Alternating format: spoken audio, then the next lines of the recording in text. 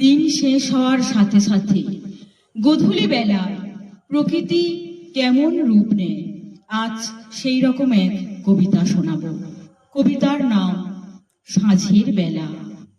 নীল আকাশের তারাদের ভিড়ে সাদা খণ্ড খণ্ড মেঘগুলি বইছে ধীরে ধীরে।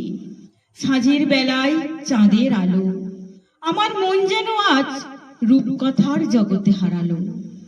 চাঁদের আলোয় চারিদিক করছে ঝলমল, ভোরের দোয়েল উঠছে বলে আমার শীষ দেওয়াই যে সম্বল। গ্রাম থেকে একটু দূরে নদীর দুপাশে কত রকমের গাছে পৃথিবীর যত শামুক খুলি বক এসে জুটেছে তার কাছে। খানিক দূরে কা কা করছে নারিকেল গাছের শাখা থেকে, যেন তীব্র প্রতিবাদের আগুন জ্বলছে তাদের চোখে। কি যেন চাইছে বলতে এই বিশ্ব ভুবন মাঝে, যা কিছু পাওয়ার আছে, যা কিছু দেওয়ার আছে, তুমি যে সব পারবে দিতে, তুমি যে সব পারবে নিতে, এমনটি হয়তো নাও পারে হতে।